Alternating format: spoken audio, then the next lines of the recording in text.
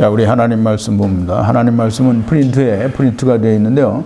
사도행전 13장 44절에서 49절까지, 그리고 에베소서 2장 8절 9절입니다. 제가 같이 묶어서 프린트를 했으니까 1번부터 6번까지 우리가 한 절씩 교독하겠습니다. 제가 한 절 읽고 여러분도 한 절 읽고 우리 6번은 함께 봉독합니다. 그 다음 안식일에는 온 성이 거의 다 하나님의 말씀을 듣고자 하여 모이니 유대인들이 그 무리를 보고 시기가 가득하여 바울의 말한 것을 변박하고 비방하거늘 바울과 바나바가 담대히 말하여 가로되 하나님의 말씀을 마땅히 먼저 너희에게 전할 것이로되 너희가 버리고 영생 얻음에 합당치 않은 자로 자초하기로 우리가 이방인에게로 향하노라.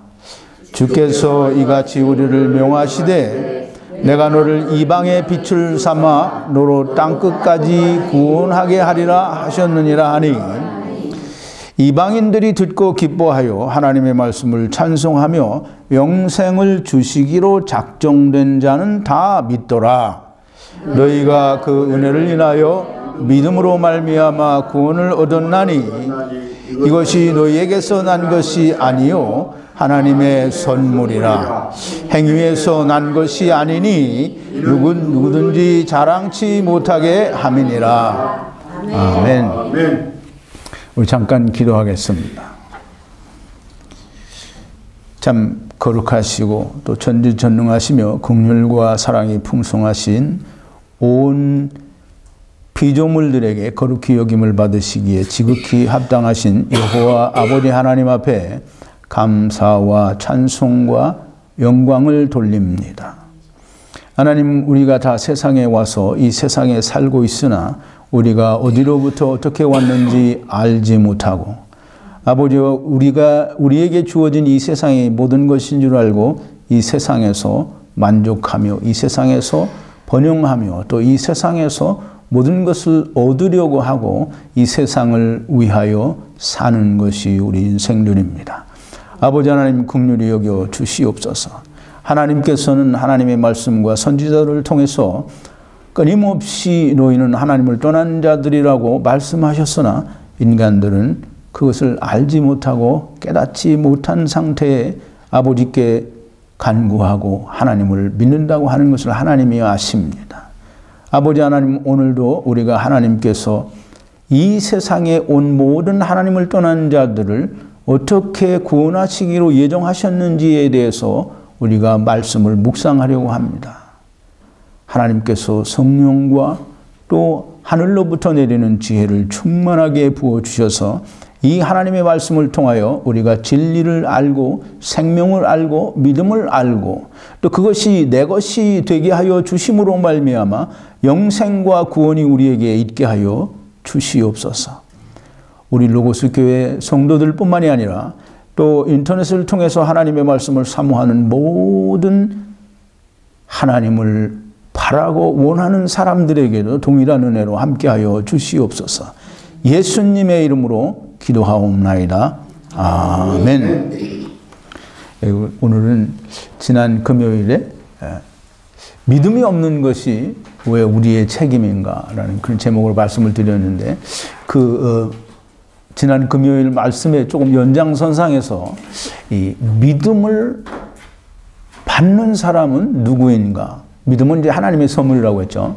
믿음을 하나님께서 주시기로 작정한 사람은 누구인가? 즉 다시 말해서 오늘 사도행전 13장 44절이죠. 48절인데요.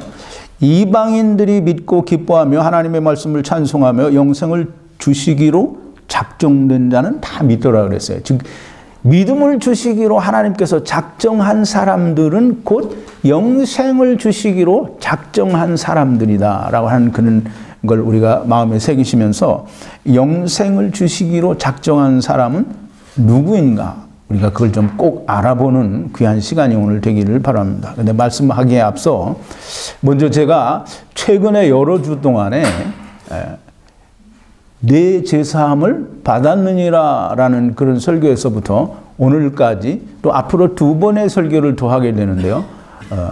그 2번의 설교까지 제가 이 믿음에 관련하여 계속 어떤 그 연결되고 또 꼭 우리 믿는다고 하는 사람들이 믿음이라는 게 뭔지를 꼭 알기를 바라는 마음으로 이제 앞으로 2번의 설교, 이렇게 오늘 거 빼고 2번의 설교를 더 하게 됩니다. 그래서 여러분들이 동영상을 통해서 듣는 분들이나 여러분들이나 정말 믿음이라는 게 무엇인지 꼭 아시고 또 그 믿음은 내가 가져오는 것이 아니라 하나님께서 주셔야 된다고 하는데 어떤 사람에게 언제 하나님께서 그 믿음을, 즉 다시 말하면 영생을, 즉 구원을 우리에게 주시는가 하는 것을 오늘 말씀을 통해서 그리고 다음 2번의 더 설교를 통해서 분명하고 좀 명확하게 아시게 되기를 바랍니다. 이제 온 세상의 기독교회는 무슨 이제 우리가 이 예수 믿는다고 하는 교회 다니는 사람들이 그 교회가 이제 교파가 있죠. 장로교, 대표적인 게 장로교가 있고 또 감리교가 있고 성결교가 있고 그다음에 순복음교회가 있고 이제 많은 교파들이 있습니다. 그런데 이제 이 교파들이 다 자기들이 말하는 하나님의 예정에 대해서 자기들만이 가지고 있는 그 예정에 관한 자기들의 어떤 그 뭐라고 할까요? 그걸 뭐 설이라고 하면 좀 말이 안 되겠지만 자기들이 가지고 있는 자기들이 알고 있는 믿는 어떤 예정에 대한 정의를 다 가지고 있어요. 근데 그게 다 달라요. 이제 가장 대표적인 게 장로교에서 말하는 그 칼빈주의의 예정론을 이제 얘기하는데 근데 이제 많은 사람들이 거기에서 크게 벗어나지 않고 또 거기에서 비난을 하거나 또는 그것이 틀렸다라고 하면서 인간의 자유의지를 얘기를 합니다. 이제 그건 이제 감리교에서 얘기를 하는 건데요. 근데 이제 어느 교파에서 어떻게 예정에 대해서 말을 하든지 또는 인간의 자유의지에 대해서 이야기를 하는지 그게 사실 중요하지 않아요. 오늘 제가 말씀드리고자 하는 것은 어떠한 사람들이 성경을 통해서 우리가 알아보자는 거예요. 어떤 사람들이 하나님께서 영생을 주시기로 혹은 믿음을 주시기로 구원을 주시기로 작정하신, 즉 작정된 사람들인가? 그게 누구인가? 우리가 좀 그걸 알아보자고요. 영생을 받아야 될 사람들은 누가 받아야 될까요? 없는 사람. 우리 집사님 공부를 잘하시네. 영생은 누가 받아야 돼요? 영생이 없는 사람이 받아야 돼요. 그럼 이제 영생이 없는 사람은 곧 믿음이 없는 사람이에요. 그럼 영생이 없는 사람들 또 꼭 믿음이 없는 사람들, 영생을 받아야 되고 믿음을 받아야 되는 사람들은 누굴까요? 천하만민. 하나님을 떠난 모든 사람들이 그걸 받아야 돼요. 근데 이제 하나님께서 이 하나님을 떠난 모든 사람들 가운데서 어떤 사람들, 즉 하나님이 바라시는 이러이러한 사람들에게 하나님께서 영생과 믿음과 구원을 주시기로 작정하신, 즉 예정하신 그런 사람들이 있다라는 거예요. 그래서 오늘 이제 사도행전 13장 48절에 그렇게 얘기하죠. 영생을 받기로 작정된 사람들은 다 믿더라. 그래서 이제 우리가 오늘 성경을 통해서 꼭 그걸 알아보는 거예요. 어떤 사람들이 하나님께서, 즉 어떤 사람들에게 하나님께서 영생과 믿음과 구원을 주시기로 작정하셨는가. 이제 아까도 잠시 말씀을 드렸지만 보통 이제 장로교에서 이야기하는, 그래서 사람들이 대개 예정이라고 하는 걸 알고 있는 게 하나님께서는 창세 전에 이미 다 모든 걸 예정하셨다고 하니까 성경에 그렇게 써 있어요. 창세 전에 다 예정을 하셨다라고 해놓으니까 사람들의 생각이 그렇게 생각하는 거예요. 창세 전에 하나님께서는 이미 구원받을 사람들을 다 예정해 놓으셨고 또 구원받지 못하는 사람을 이제 그 장로교에서는 그렇게 말하는 거예요. 버릴 자들, 즉 육이 될 자들도 하나님께서 다 정해 놓으셨다라는 거예요. 근데 이건 참 하나님의 말씀이 아닙니다. 하나님께서는 구원받을 사람과 육이 될 사람을 하나님께서 이미 정해놓으시고 예정하셨다라고 말하는 것은 많은 오류를 만들어냅니다. 이게 어떤 오류를 만들어내느냐면 하나님께서 구원을 주시기로 예정된 사람들은 예수 믿을 필요가 있어요, 없어요? 없어요. 왜? 어차피 구원 받을 거니까 믿을 필요 없어요. 또 육이 될 사람들, 즉 하나님께로부터 구원에서 제외되고 영생에서 제외돼서 버려질 사람들도 예수를 믿을 필요가 없어요. 열심히 믿어봐야 어차피 버려질 건데 예수를 믿을 필요가 없는 거예요. 그러니까 예정론은 이렇게 하든지 저렇게 하든지 예수 믿을 필요가 없게 되는 거예요. 근데 이제 그걸 방지하기 위해서 사람들이 뭐라고 말을 하냐면 이제 거기다 대고 하는 소리가 사람들은 누가 구원을 받을지 누가 유기를 될지 모르니까 믿어야 된다는 거예요. 그럼 이거 확률 노름이잖아요. 그죠? 그러니까 50% 반에게 찍는 거예요. 내가 믿어서 구원 받으면 다행이고 믿어서 구원 못 받으면 그럼 할 수 없는 거지. 그렇게 생각하는 거예요. 그게 이게 그러면 참 되게 웃기는 거예요. 이런 사람들은 누가 구원받을지 모르기 때문에 무조건 믿어야 된다. 이건 무슨 복권 노름을 하는 것도 아니고 이게 무슨 이런 말이 있는지 저는 이해를 할 수가 없어요. 정말 무식한 소리 같아요. 하나님의 예정은 사람들을 예정하여 어떤 사람은 그러니까 구원받을 사람을 예정하고 또는 유기될 사람을 예정해가지고 그렇게 버릴 사람은 버리고 구원받을 사람은 구원하는 게 그게 하나님의 예정이 아닙니다. 하나님의 예정은 뭐냐면 우리가 쉽게 얘기하면 하나님께서 정해놓으신 어떤 그 설계 안에 그걸 이제 우리가 잘 이해하기 쉬운 말로 하면 하나님께서 설계해 놓으신 어떤 프로그램 안에서 이 세상 모든 사람들이 그 안에 들어와서 하나님이 원하시는 거기에 도달하면 구원을 받게끔 영생을 받게끔 믿음을 받게끔 하나님께서 설계를 해 놓으셨다라는 게 그게 하나님의 예정이에요. 그러니까 창세 전에 다 이렇게 예정이 되어 있다. 그러니까 어떤 쉽게 말하면 구원받을 사람은 정해져 있고 구원받지 못할 사람도 정해져 있다라는 게 아니고 하나님의 이게 좀 앞으로 계속 설명을 들으시면 좀 이해가 갈 텐데요. 하나님께서는 어떠한 사람들이 영생과 구원과 또 믿음을 받을 것인지에 대해서 하나님의 말씀 안에 다 이미 설계가 되어 있고 프로그램이 되어 있어서 그 하나님의 말씀을 잘 지키고 준행하고 그 말씀을 열심히 행하면 반드시 영생과 구원과 믿음을 받을 수 있게 그렇게 프로그램이 되어 있다는 거예요. 설계가 되어 있다는 거예요. 그게 하나님의 예정이에요. 그럼 이제 어떻게 예정해 놓으셨는지 우리가 좀 생각을 좀 해보자고요. 다시 한번 하나님의 예정은 하나님의 말씀 안에 어떤 사람들이 구원을 받도록 설계가 되어 있고 그렇게 프로그램이 되어 있다라고 하는 게 그게 하나님의 예정이에요. 여러분 잘 생각을 해야 돼요. 자, 이제 하나님의 믿음, 영생, 구원을 받아야 할 천하 만민, 즉 세상의 모든 하나님을 떠난 사람들이 자기가 구원을 받아야 되는지를, 즉 하나님을 떠났다라고 하는 사실을 몰라요. 자기가 구원받아야 되는지를 모른다라는 거예요. 그래서 하나님이 이제 천지창조를 할 때도 빛을 설명하면서 다 설명을 드린 거예요. 어두움 가운데 있는 사람들에게 아무 조건도 없이 그냥 빛을 확 비춰주면 다 끝나요. 그러면 하나님을 떠난 것에 대해서 그들이 알 수 있어요? 몰라요? 그게 몰라요. 그러니까 하나님께서는 그걸 사람들이 알기를 원하는 거예요. 하나님을 떠난 걸 알아야 구해주면 그 다음에 안 할 거 아니냐고요.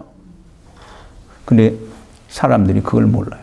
하나님을 떠나는 걸 모르고 지금 자기가 있는 위치가 좋은 거예요. 그래서 하나님이 너희는 하나님을 떠났다라는 걸 알게 하기 위해서 가두신 거예요. 이제 우리는 가두었다라는 얘기를 참 많이 공부를 했는데 이제 여러분들이 잘 이해를 하실 거예요. 이제 우선 우리가 물질 세계에 또는 우리가 이 세상에 시간과 공간 속에 들어와 있는 것 자체가 갇혀 있는 거예요. 그래서 성경은 우리가 다 갇혀 있다라고 말을 해요. 이게 우선 먼저 하나님이 이스라엘을 어디로 보내요? 애굽에 보내요. 애굽에 보내는 것은 하나님이 의도적으로 보낸 거예요. 애굽에 안 보내고 딴 데서 이스라엘의 큰 민족을 형성하면 안 돼요? 안 돼요. 왜 안 돼요? 그래도 돼요. 그런데 그렇게 하신 거는 이스라엘이 하나님을 떠나서 너희는 세상에 갇혔다라는 걸 알게 하시기 위해서 애굽에서 이스라엘 민족이 크게 부흥이 되고 한 민족을 이루게 하셨어요. 그리고 거기서 고통과 괴로움을 받게 하는 거예요. 그러니까 이 세상은, 애굽은 뭘 상징한다 그랬죠? 세상을 상징하는. 그게 다시 말하면 이스라엘은 누구의 대표라고 그랬죠? 천하만민의 대표예요. 즉 다시 말하면 이스라엘이 애굽에 갇혔다라고 하는 건 천하만민이 세상에 갇혔다라는 걸 말을 하는 거예요. 그런데 사람들은 그걸 인정하지 않고 믿지 않죠. 잠깐만요.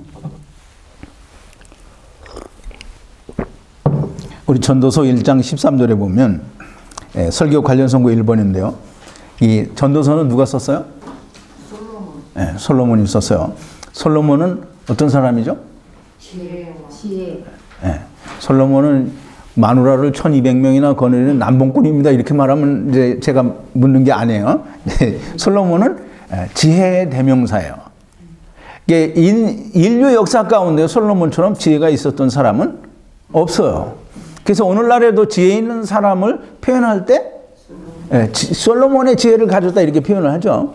그리고 무슨 심판을 잘하면 솔로몬의 심판이다 이렇게 얘기를 한다는 거예요.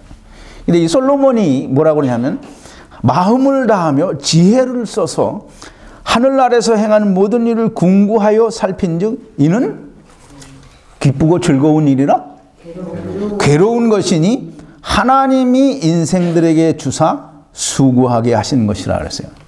그러니까 이제 사람들이 창세기를 설명을 하면서 에덴 동산에서 아담과 하와를 하나님이 창조하시고 아담과 하와와 더불어 영원토록 찬송을 받으시며 그렇게 영원하려고 세상을 창조했다. 그러면 이 솔로몬이 말하는 걸 이해를 못하는 거예요. 솔로몬이 살피니까 인간이 가지고 있는 가장 훌륭한 지혜를 가지고 열심히 살아보고 지혜를 써서 살펴보고 공부하고 연구해보니까 이 세상은 괴로운 거라는 거예요. 근데 그 괴로운 걸 누가 했냐면 하나님께서 사람들에게 그렇게 괴롭게 한 거라는 거예요. 그러니까 하나님께서 세상을 창조하시고 인간을 여기 창조하신 것은 우리가 괴로우라고 창조를 하신 거예요. 근데 사람들은 그렇게 생각하지 않고 또 그렇게 배우지도 않았어요. 그러니까 이 세상은 좋은 거라고 가르쳐주고 이 세상은 하나님 창조하셔서 이 세상은 하나님이 왕이고 하나님이 임금이고 하나님이 모든 걸 주관하시고 하나님께서 이 세상을 다 섭리하신다 이렇게 가르쳐서 이 세상 임금이 하나님 된 거예요. 이 세상 임금이 누구죠? 사단이 하나님 된 거예요. 그렇게 가르치고 있어요. 그러니까 그렇게 가르치는 이 세상의 모든 하나님의 말씀을 전하는 사람들은 다 누구의 자식이에요? 마귀의 자식인 거예요. 이거는 누가 뭐라 그래도 할 말이 없는 거예요. 자, 이제 우리가 지금 전에 말씀드린 것을 좀 정리를 하면 애굽에 갇혔다. 또는 물질 세계에 가두었다. 또 이제 성경에 보면 우리가 하나님께서 우리를 가둔 데가 있어요. 그 가둔 게 뭐예요? 그건 이제 물질 세계가 똑같은 거잖아요. 감옥. 근데 이제 갈라디아서 3장 22절에 보면 우리가 어디에 갇혀 있다고 해요? 네? 그러나 성경이 모든 것을 죄 아래 가두었으니 이는 예수 그리스도를 믿음으로 말미암는 약속을 믿는 자들에게 주려 함이라. 여기서 말하는 성경은 율법을 말하는 거예요. 율법이 우리를 죄 아래 가두어 있단 말이에요. 그러면 이제 이 말은 우리가 다 율법 아래 갇혔다라는 거예요. 그러니까 율법 아래 갇혔다, 물질 세계에 갇혔다, 이스라엘이 애굽에 갇혔다. 이게 다 같은 말이에요. 근데 우리가 그걸 꼭 좀 알아야 됩니다. 애굽에 또는 세상에 또는 율법에 가두신 이유가 뭔가? 이제 이스라엘을 하나님이 이스라엘을 애굽에 가두셨잖아요. 그럼 애굽에 가두신 이유가 뭐예요? 영생을 주시기 위해. 네? 영생을. 물론 영생을 주시기 위해서요. 근데 영생을 주시기 위해서는 먼저 선행이 돼야 되는 일이 있어요.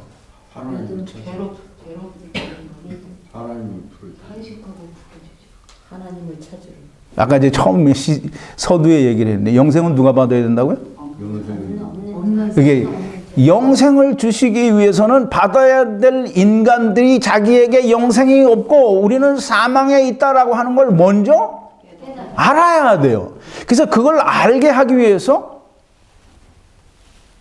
자기들은 죄 가운데, 고통 가운데, 괴로움 가운데 우리는 하나님을 떠난 상태에 있다라고 하는 걸 알게 하기 위해서 가두신 거예요. 그러니까 가뒀으니까 우리는 하나님을 떠난 괴로운 상태에 있으니까 어떻게 해야 돼요?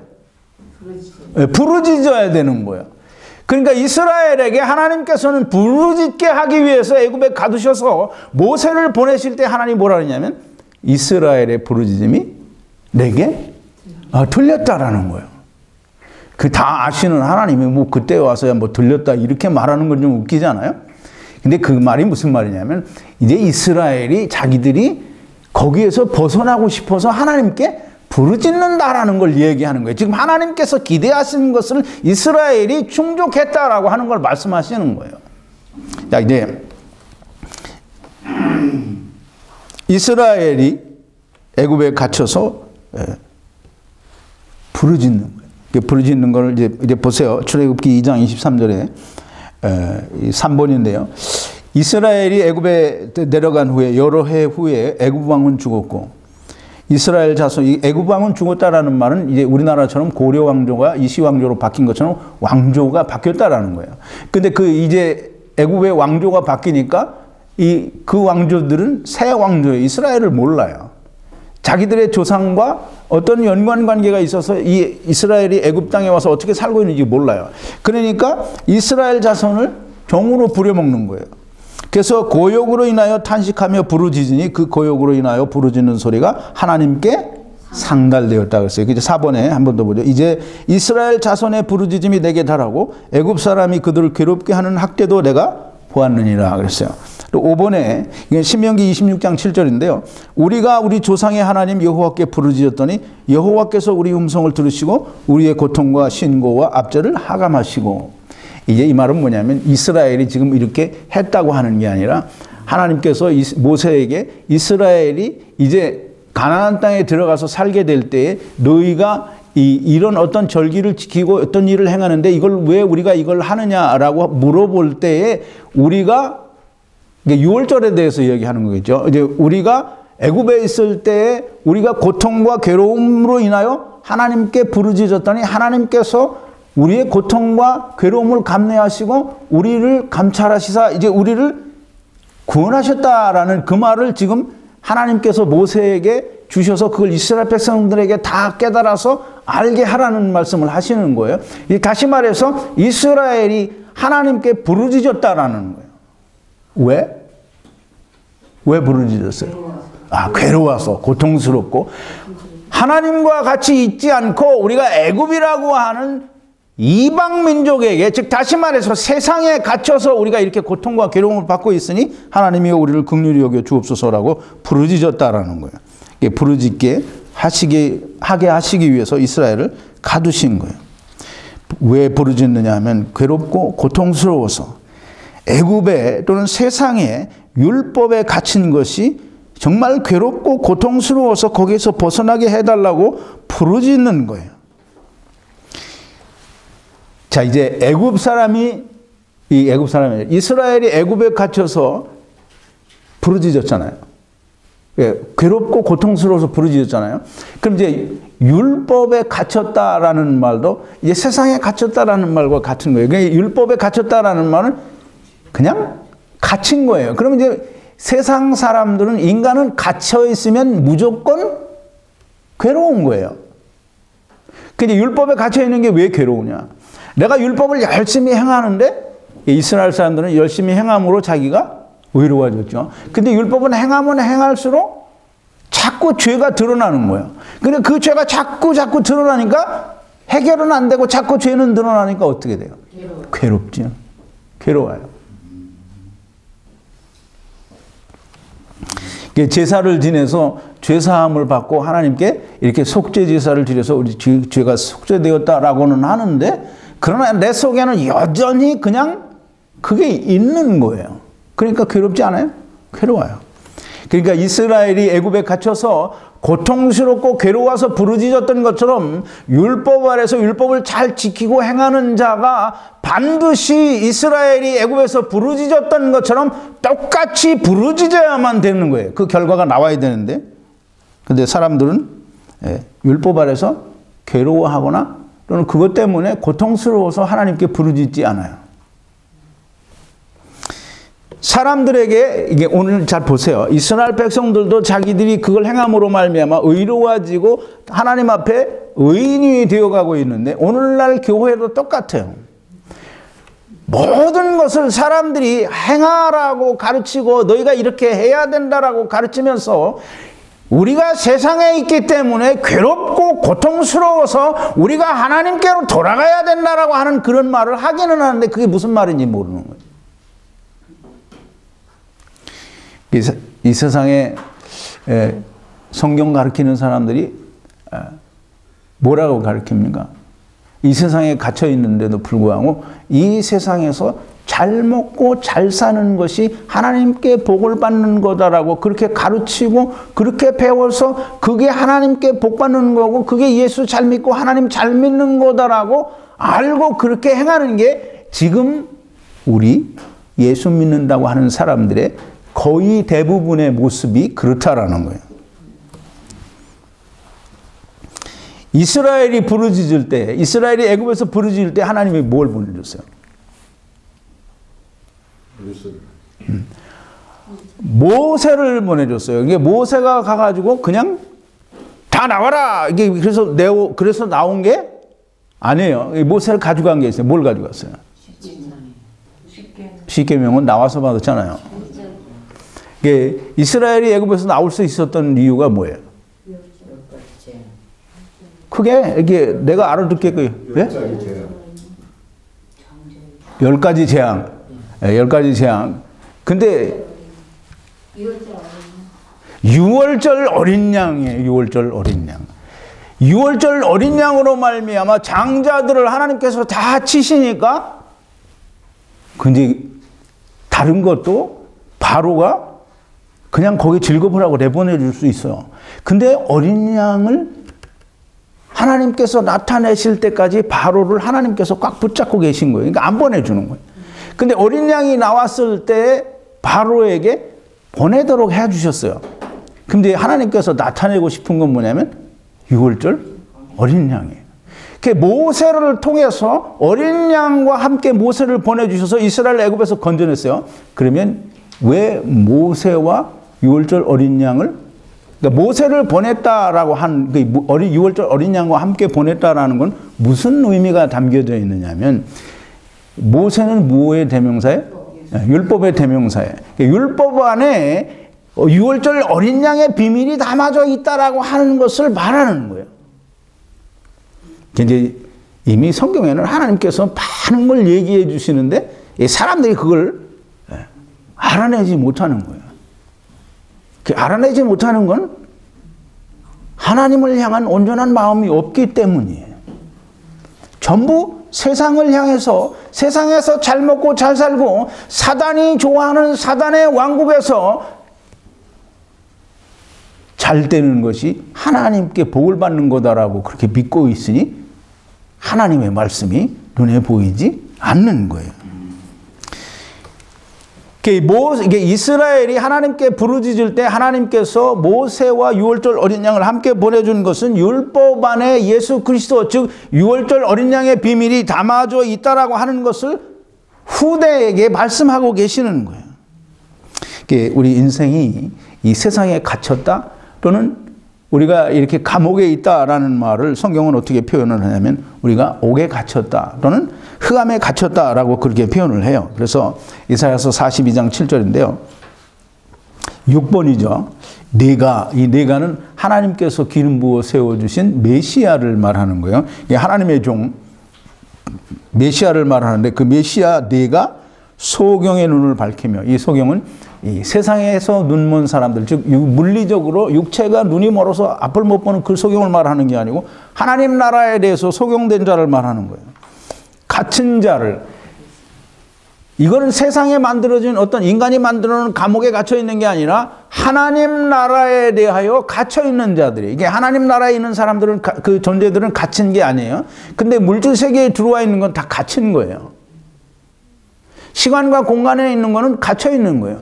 우리의 몸 속에 있는 것은 갇혀 있는 거란 말이에요.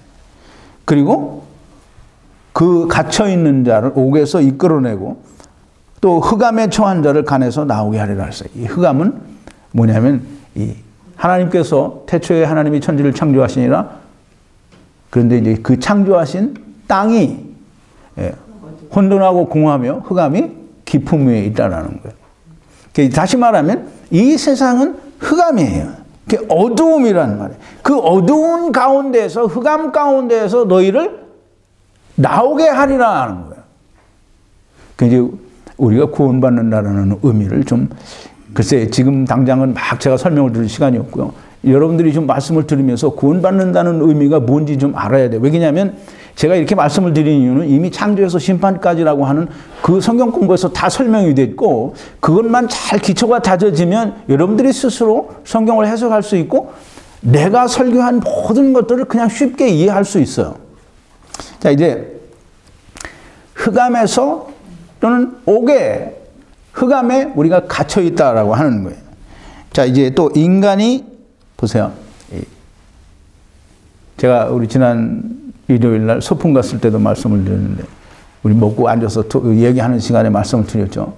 어떤 사람이 감옥에 갇혔어요. 근데 그 감옥이 너무 좋아.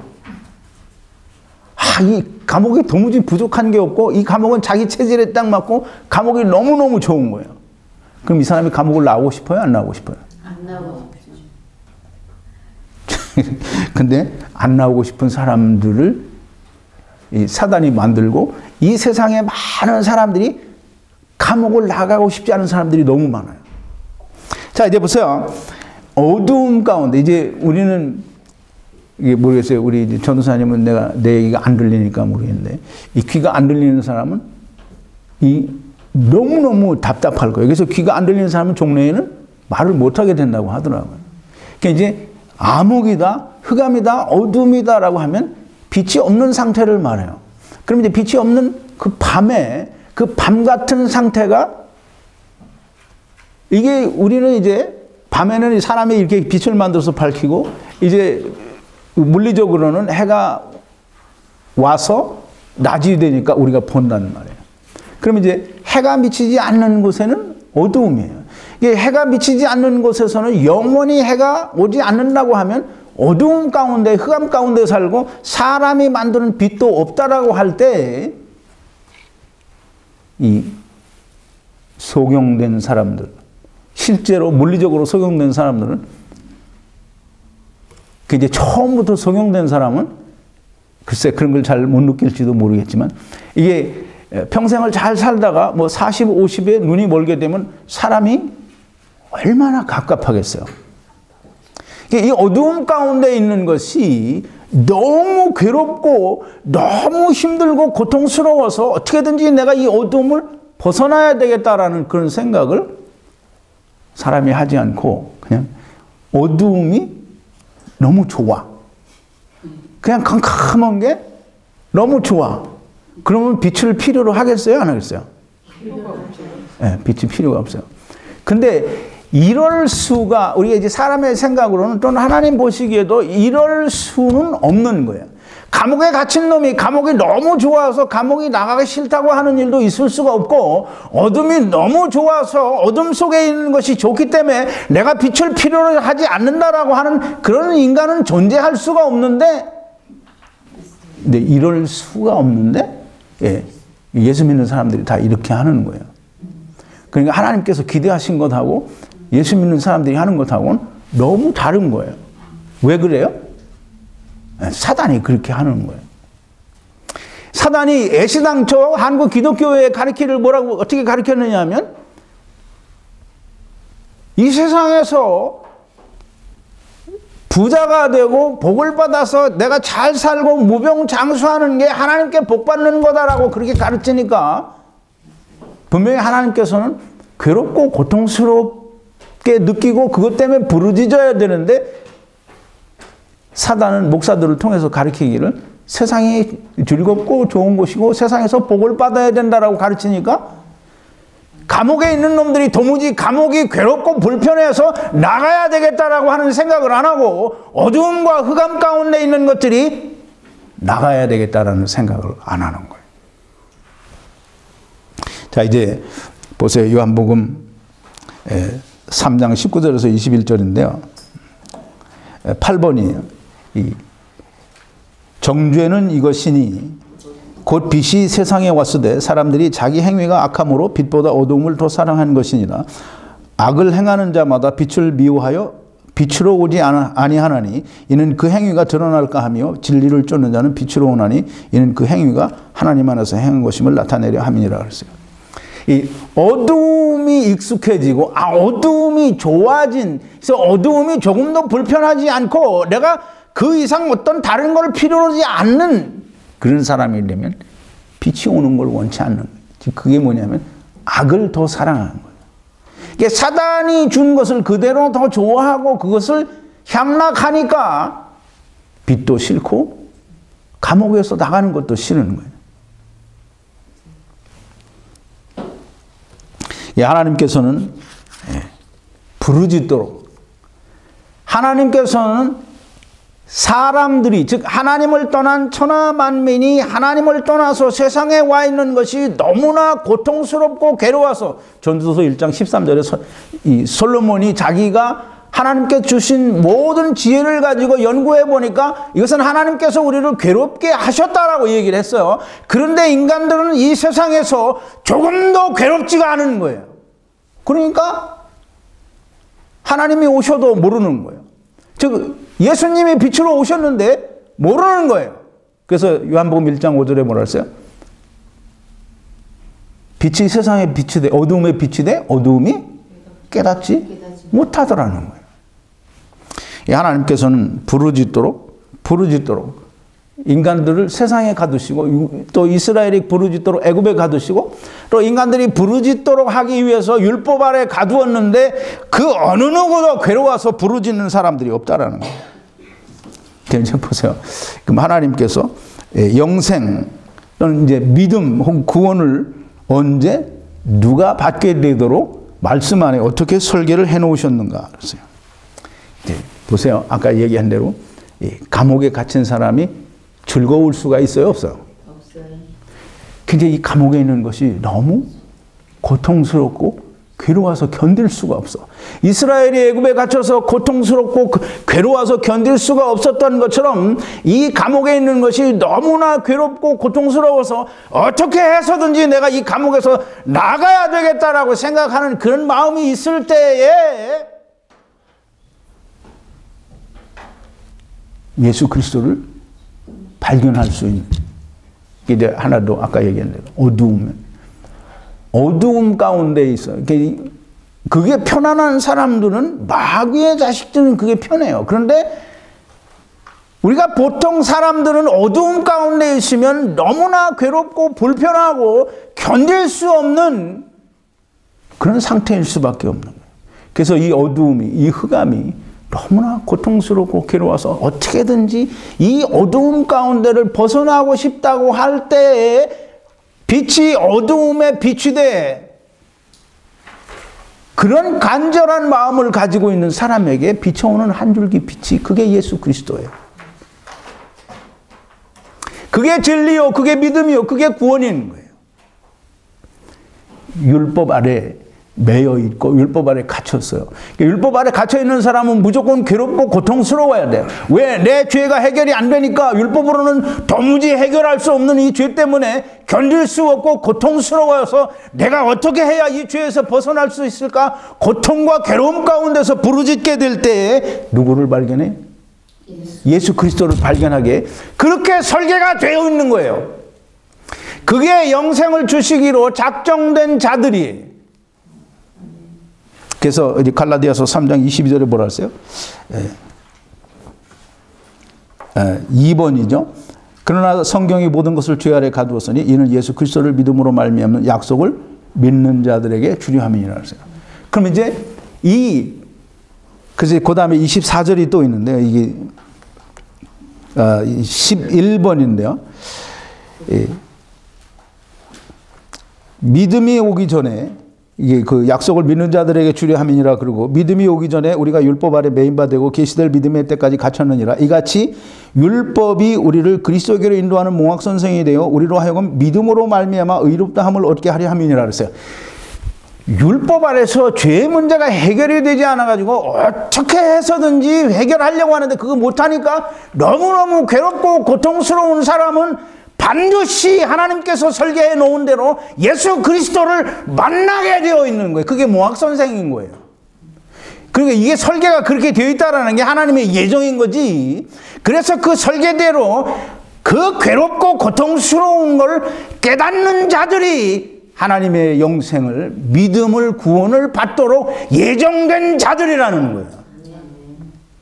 장로교에서 말하는 대로 창세전에 어떤 놈은 구원을 받기로 예정이 되어 있고 어떤 놈은 버리기로 예정이 되어 있다는 게 아니라 하나님의 말씀 안에 이러이러한 사람들이 구원을 얻도록, 영생을 얻도록 하나님의 믿음을 받도록 작정이 되어 있다는 거예요.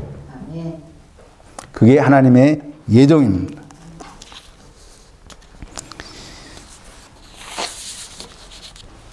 자, 하나님께서 창세전에 구원받을 자와 유기될 자를 이미 정해놓으셨다라는 것은 하나님의 말씀이 아닙니다. 그럼 누구의 말이에요? 사람들의 말이에요. 영생을 받기로 작정된 자들, 즉 믿음을 선물로 받기로 또는 주시기로 작정된 자, 즉 구원을 얻기로 작정된 자는 누군가? 다 얘기했어요. 이제 앞에 지금 다 얘기했는데.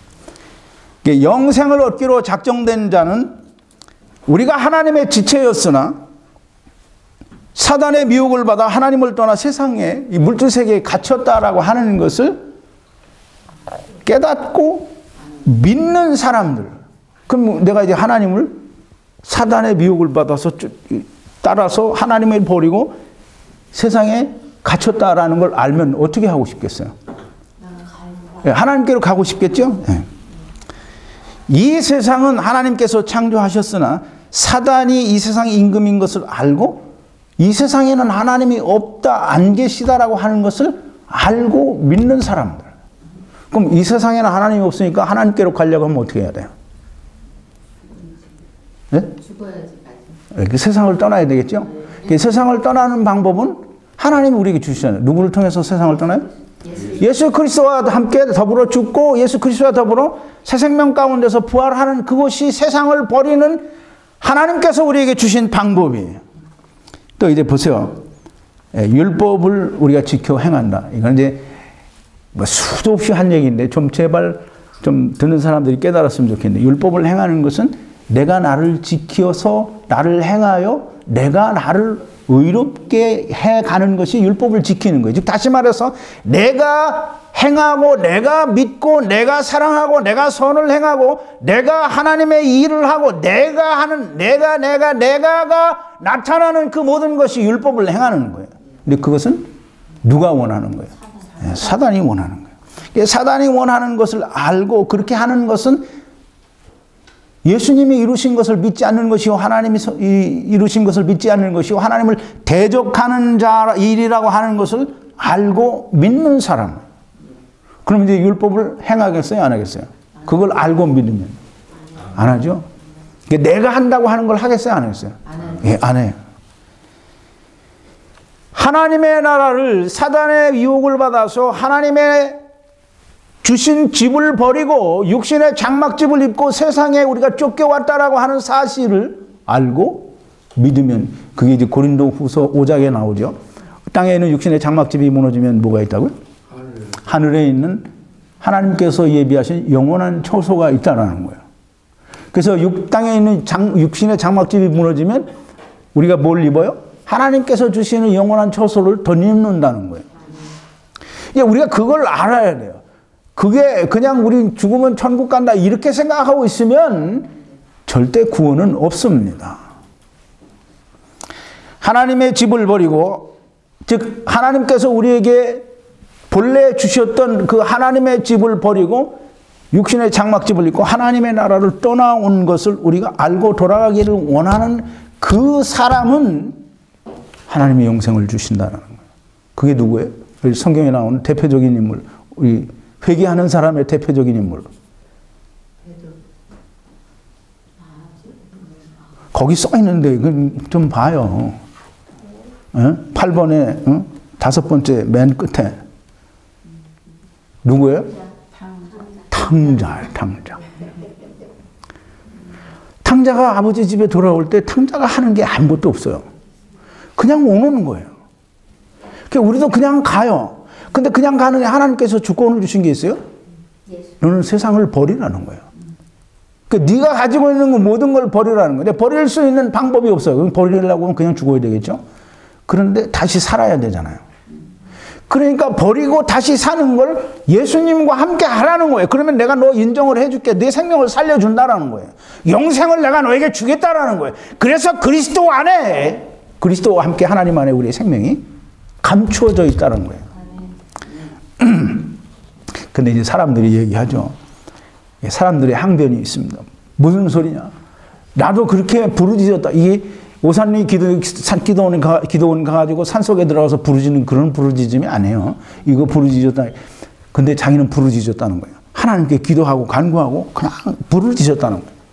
그게 뭐 했을 수도 있겠죠. 근데 그건 착각일 수밖에 없어요. 이 믿는다고 하는 사람들이 사단이 이 세상 임금인 것과 또 하나님이 이 세상에 계시지 않는다라는 말을 사람들은 믿어요, 안 믿어요? 네, 안 믿어요. 사단이 이 세상 임금이라고 예수님도 말씀을 하셨고 성경에 그렇게 기록이 되어 있음에도 불구하고 이 세상 임금은 하나님이라는 거예요. 안 믿어요. 또 우리 인생들이 하나님의 나라를 떠나서 이 세상에 쫓겨온 거다라고 얘기를 해도 믿지 않아요. 우리 고린도후서 5장 6절에 보면 우리가 그러므로 말미암아 우리가 담대히 말하노니 우리가 몸에 거할 때에는, 육신에 거할 때는 하나님을 떠나서 이주하여 해외로 떠나와서 우리가 여기 거한다라는 것을 담대히 말할 수 있다라고 사도 바울이 그렇게 말했어요.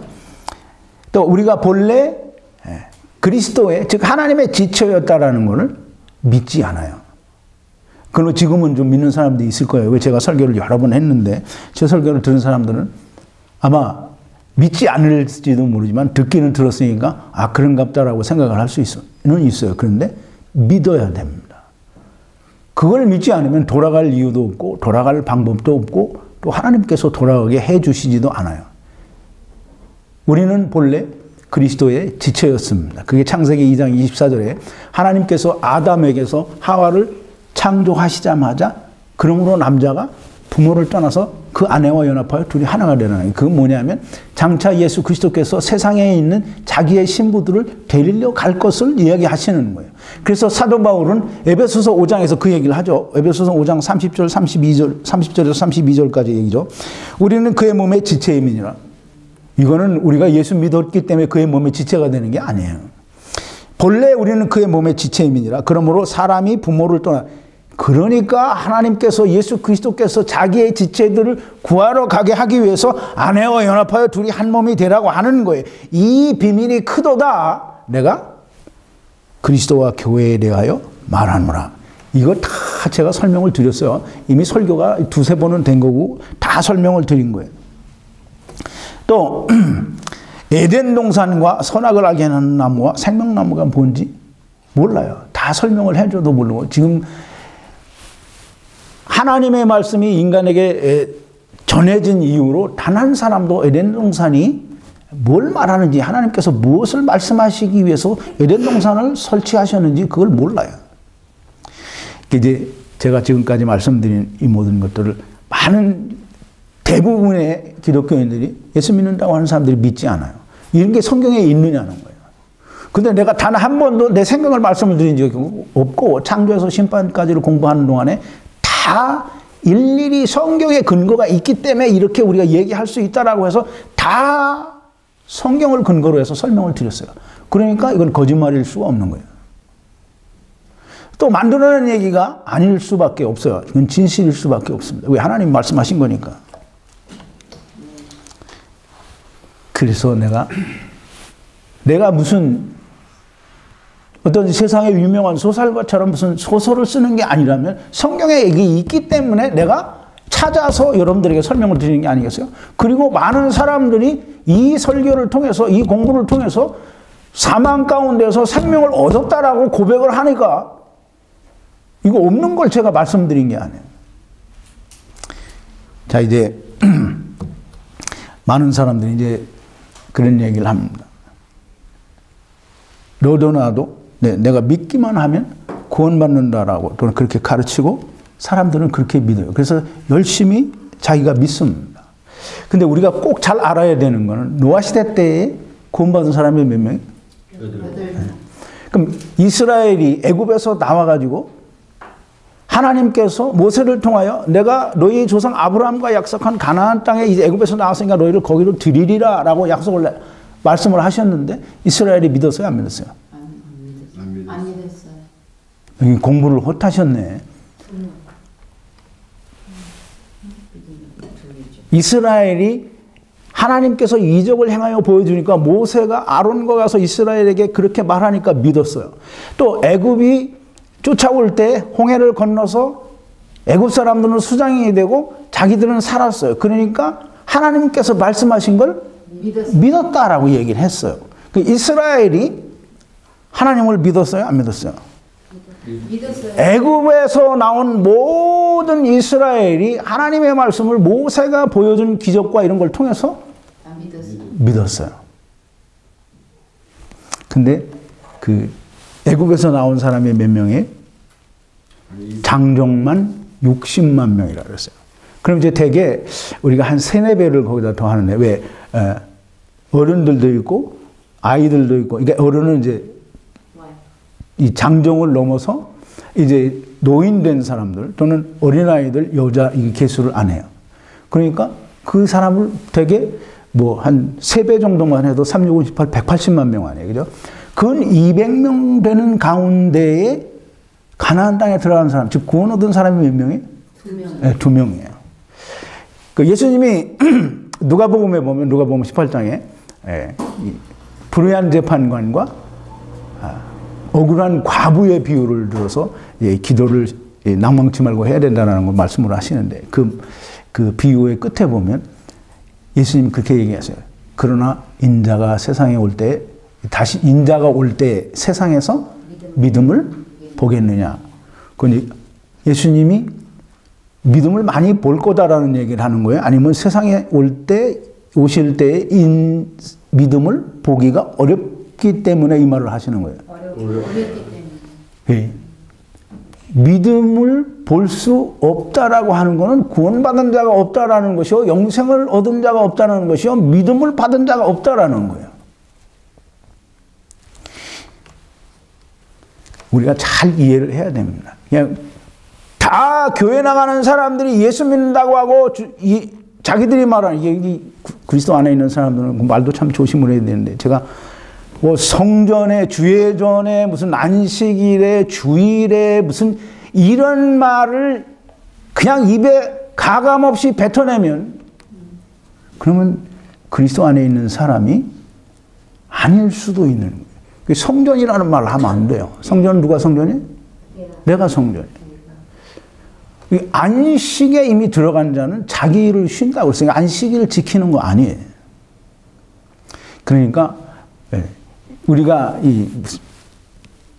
세상 교회 다닐 때 세상 교회 목사들에게 배운 걸 그냥 그대로 가져와서 우리가 그리스도 안에 있으면서 똑같이 그걸 사용하고 똑같이 그 행위를 하면 되겠어요? 안 되겠어요?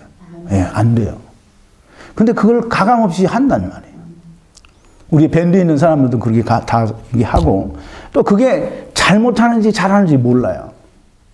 그래서 오늘 이 말씀을 또 드리는 겁니다. 여러분, 밴드에 있는 분들도 제발 뭐 주일이다, 또는 무슨 안식일이다, 무슨 성전이다, 뭐 이런, 이게 우리는 다 진리를 받은 사람이요, 복음을 받은 사람이요, 우리가 그리스도 안에 있는 사람이라면 우리는 그리스도의 도의 초보, 그리스도 도의 초보가 뭔지 아세요? 율법은 장차오는 좋은 일의 그림자요 참형상이 아니라 그랬어요. 그럼 참형상은 뭐예요? 예수 그리스도로 말미암은 십자가의 그 세상을 위한 제사를 드리는 게 그게 참 형상이에요. 그러면 예수 그리스도의 십자가의 복음은 참 형상이에요. 그럼 그거는 장성한 자의 분량이에요. 그러면 초보는 뭐예요? 그림자, 즉 율법이 초보인 거예요. 그리스도의 도의 초보를 버리고 너희가 완전한 데 나아가라 이 말은 율법을 버리고 예수 그리스도의 십자가의 복음 안에 들어가라는 거예요. 그러니까 이제 우리가 율법을 지켜야 된다라고 하는 건 그건 하나님의 말씀과 성경에 위배되는 말을 하는 거예요. 사단이 좋아하는 하나님을 대적질하는 말을 하는 거라 이 말이에요. 이 세상에는 정말 믿음이 없을 것이 틀림이 없어요. 하나님께서 노아를 통해서 노아의 홍수를 통해서 구원받은 자가 8명이라고 보여주고 애굽에서 나온 이스라엘 중에 가나안 땅에 들어간 사람이 오직 2명이라는 걸 보여주고 예수님도 세상에 오셔서 인자가 올 때에 세상에서 믿음을 보겠느냐라고 말씀하시는 것은 이 땅에 있는 많은 사람들이 예수를 믿는다고는 하지만 정말 믿음이 있는 사람이 없다라는 거예요.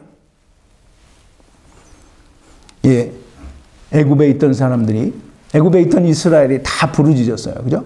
다 부르짖었어요. 어떤 놈은 부르짖고 어떤 놈은 부르짖지 않았을까요? 근데 부르짖지 않는 사람들도 있을지도 몰라요. 왜냐하면 우리나라 일제시대 때에도 우리나라가 광복하는 게 싫었던 사람들도 있어요. 누가? 누가 싫었을까요? 친일한 사람들은 우리나라가 광복하는 게 별로 반갑지 않아요. 왜? 자기들의 모든 걸 잃어버리게 되니까. 애굽에 있었던 이스라엘 가운데도 그런 사람들이 없었다라고 말하지 못하겠죠. 그러니까 시시때때로 애굽을 나와서 가나안 땅을 가는 동안에 많은 사람들이 무슨 일만 생기면 다 우리가 애굽으로 돌아가자라고 하는 거예요. 근데 어쨌든 애굽에서 나오는 모든 사람들이 다 믿었어요. 다 믿었다는 말이에요. 근데 이 사람들의 믿음이 뭐냐면 우리 출애굽기 4장 30절에 보면 아론이 여호와께서 모세에게 명하신 그 모든 말씀을 전하고 백성 앞에서 이적을 행하니 이스라엘이 그 말을 믿었다 그랬어요. 근데 자 이제까지 앞에 한 5번의 설교를 한 게 다 연결이 되는 거예요. 그냥 어떤 다른 제목 설교와 같이 이것만 딱 떨어진 게 아니에요. 여러분들이 믿음에 관해서 쭉 이게 다 설명이 된 거니까 잘 들으시고 연결을 잘 하셔야 돼요. 이스라엘이 믿은 믿음은 이적을 보니까 내게 뭐가 생겼어요? 믿음이 생겼어요. 그럼 이제 이적을 보고 내가 믿은 거지 하나님이 믿음을 주신 게 아니에요. 그래서 하나님이 아브라함의 믿음에는 믿으니 의로 여기셨다라고 말씀하셨지만 이스라엘이 믿는 믿음에는 의로 여기셨다라는 말씀을 하지 않으셨어요. 그러니까 하나님이 주신 믿음이 아니라는 거예요. 그러니까 아무도 못 들어가고 여호수아와 갈렙만 들어간 거예요. 지금 이제 사람들이 이 목사가 이 세상 목사들이 안 하는 설교를 하니까 야 이거 신기하다. 너는 이건 참 없던 말이니까 들어보니까 그럴 것도 같고 이제 믿어야지. 그렇게 믿어도 믿는 그 믿음이 들어보니까 내가 이게 그럴 것 같아서 믿는다고 하는데 그거 들어보니까 그럴듯해서 내가 믿는다 하는 내가 믿는 거예요. 그냥 믿는 사람은 이렇게 말하면 이게 하나님의 말씀이구나. 내가 이제까지 찾아보지 못한 들어보지 못한 이게 하나님의 말씀이구나. 이건 누가 말하지 않아도 더 이상 다른 거 들을 필요가 없고 그냥 믿어지는 거예요. 그게 하나님께서 주시는 믿음이에요. 그게 영생을 주시기로 영생을 받기로 작정된 자의 믿음이 되는 거예요. 하나님이 주신 믿음이에요. 내가 아무리 내가 믿는다고 외치더라도 이스라엘처럼 자기가 믿는 믿음이라면 하나님의 선물이 아닙니다. 아브라함의 믿음처럼 하나님께서 의롭다고 하신 믿음이 아닙니다. 결국엔 나는 너를 도무지 알지 못한다라는 주님의 말씀을 들을 수밖에 없어요. 하나님의 음성이 들릴 때, 이제 성경에서 말하죠. 너희가 오늘날 하나님의 음성을 듣거든 너희의 마음을 강팍해 하지 말라 그랬어요. 하나님의 말씀이 들려질 때, 그런 것 같다라고 생각을 해서, 그래, 이거 맞아. 라고 하는 사람은 자기가 믿는 것이지 하나님이 주신 믿음이 아니에요. 그 자기가 믿는 믿음은 항상 하나님의 말씀을 취사 선택해서 믿고 싶은 건 믿고 아닌 건 안 믿어요. 그 대표적인 게 뭐냐면 하나님께서 세상을 이렇게 창조하셨다고 하는데 세상이 보여준 세상의 모양은 이렇다라고 하니까 하나님의 말씀을 믿지 않아요. 그건 하나님께서 주신 믿음이 아니고 자기가 믿는 믿음이에요. 그래서 이 사람은 반드시 주님께 나는 너를 모른다라는 말을 들을 수밖에 없는 거예요. 영생을 주시기로, 영생을 받기로 작정된 자가 절대로 아니라는 거예요.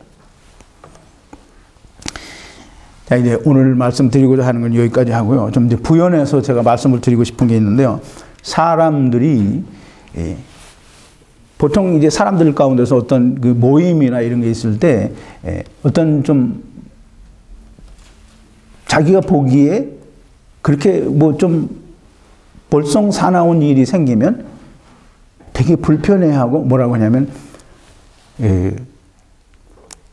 자기가 보기에 좀 마땅치가 않아요. 이건 좀 잘하는 것 같지가 않고 그러면 이 하나님 보시기에 이렇게 이런 일을 하면 하나님께서 기뻐하시겠느냐라고 말을 해요. 근데 이제 그게 굉장히 지당한 말 같은데 그 사람이 착각을 하는 게 그거예요. 내가 보기에 좋은 것은 하나님 보시기에도 좋지 않겠냐라고 그걸 착각하는 거예요. 그러니까 내가 보기에 좋은 거, 지난 금요일 날도 제가 말씀을 드렸어요. 내가 보기에 좋은 것과 하나님 보시기에 좋은 것과 같은 거라고 생각을 하는 거예요.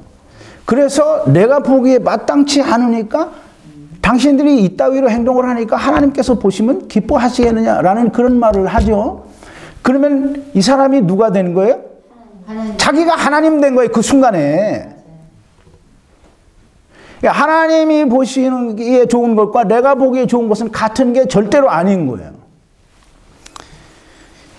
이제 저희 밴드에서 어떤 말씀을 가르치는 사람이 성도 우리 밴드 사람들하고 이렇게 댓글로 이렇게 다툼을 하다가 내가 그냥 나가시는 게 좋을 것 같다고 그래서 본인이 그냥 퇴출을 했어요. 그래서 나갔는데 나가기 전에 그분이 그런 말을 썼어요. 그리스도 안에 있고 그리스도가 자기 안에 있는 사람은 하나님께서 또는 그리스도께서 기뻐하시는 말과 행위를 해야 되지 않겠느냐. 그렇지 못한 것은 그리스도 안에 있지 않다는 것을 반증하는 게 아니냐. 그러니까 이제 똑같은 거예요.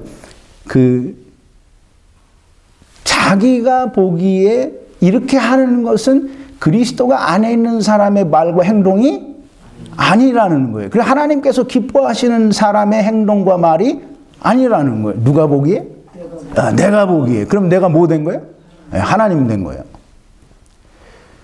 근데 내가 이렇게 말하면 많은 사람들이 그렇지 않다. 왜 꼭 그렇게만 생각하느냐 이렇게 말할 수 있어요. 그런데 결단코 사람이 자기의 보기 안 좋은 것을 하나님께서 보시기 안 좋다라고 생각하는 것은 큰 오산이고 착각인 거예요. 이제 제가 성경의 예를 들어서 설명을 드릴게요. 이스라엘이 광야에 있을 동안에 시딤이라는 그런 지역을 갔는데 그 지역에 모압 사람들이 살고 그 모압 사람들은 다 우상을 섬기는 사람들이에요. 근데 이스라엘 백성들이 이 모압 사람들의 여자와 같이 음행을 하기 시작했어요. 모압 사람들이 제사를 지내는 바알 신전에 가서 제사를 지내고 그 신전 안에서 이 대부분의 이방 사람들이 믿는 신은 다 어떤 성적인 게 다 같이 동행을 해요. 그래서 이스라엘 백성들이 다 거기 가서 그렇게 음행을 하고 하나님 앞에 큰 범죄를 했어요. 그래서 하나님이 이스라엘 백성들에게 큰 재앙을 내렸어요. 그래서 연병이 돌았어요. 근데 하루는 이스라엘 한 젊은 남자가 그 모압 여자를 데리고 그 이스라엘 백성들이 모여있는데 여자를 끌고 자기의 장막으로 들어갔어요. 그래서 아론의 손자의 아들, 그 이름이 뭐냐면 비누하스예요. 여러분들이 잘 아실 거예요. 성경을 좀 읽으신 분들은 아실 거예요. 비누하스가 있는데 이 비누하스가 그걸 보고 분을 참지 못해서 창을 가지고 들어가서 남자와 여자를 한꺼번에 찔러서 죽여버렸어요. 이제 우리가 사람의 눈에 보기에 좋고 나쁨을 판단하면 비누아스의 행동은 정말 잔혹한 일을 한 거예요. 그래서 이 비누아스의 행위에는 사랑도 없고 용서도 없고 긍휼도 없고 인애도 없고 자비도 없고 꼭 그렇게 했어야만 되겠느냐라는 그런 말을 할 수도 있는 거예요. 그게 사람의 생각이에요. 사람이 보면 그렇게 생각할 수 있다라는 거예요. 근데 하나님은 어떻게 하셨어요? 비누아스가 그렇게 죽이니까 하나님의 노가 풀어져서 연병이 그쳤다라는 거예요. 그러니까 하나님은 뭘 기뻐하시는 거예요? 비누아스가 두 사람을 죽인 그 행위를 하나님 기뻐하시는 게 아니라 그 가운데에 있는 누룩을 제거한 것을 하나님께서 기뻐하시는 거예요. 사람의 생각과 하나님의 생각은 그렇게 다른 거예요. 그러니까 사람이 보기에 아 이건 좋다 이건 나쁘다 하는 것을 가지고 그렇게 판단하면 하나님을 떠나서 세상에 온 것과 조금도 다르지 않는 거예요. 제가 지난 몇 주 동안부터 설교를 했잖아요. 사람의 원수가 자기 집안 식구리라 얘기했죠. 보세요. 하나님 예수님이 세상에 오셔서 뭘 줬다고요? 검. 네, 검을 줬어요. 왜 줬어요? 싸우라고. 싸워서 나누라고. 분리하라고. 무엇과 무엇이 분리하라고? 진리와 비진리를, 즉 하나님의 복음과 하나님의 말씀과 하나님의 말씀이 아닌 것과 분리하라고 구별하라고 말씀을 주셨어요. 그럼 그 말씀을 받은 사람은 사람이 하는 처신을 보고 이 사람이 말씀이 있는 사람이다 없는 사람이다라고 하는 것을 분별할 수 있어요 없어요? 있어요. 하나님이 그걸 분리하라고, 즉 복음과 다른 복음에 대해서 분명하게 깨닫고 분리하고 그것과 화합하지 말라고 말씀을 주셨는데 사람들이 그런 얘기를 자주 하죠. 하나님께서 판단하실 것이지 우리가 하면 안 된다. 하나님이 네가 하라고 줬는데 왜 하나님께 자꾸 미루는 거냐고. 그럼 하나님께 자꾸 미루면 그 다음에 뭐냐면 나에게는 그걸 분별할 능력이 없다라는 거예요. 그럼 나에게는 그걸 분별할 능력이 없다라는 건 그건 뭐가 없다라는 거예요? 잣대가 없다라는 거예요. 잣대가 없다라는 말은 그건 뭐냐면 하나님의 말씀이 내게 없다라는 걸 스스로 고백하는 거예요.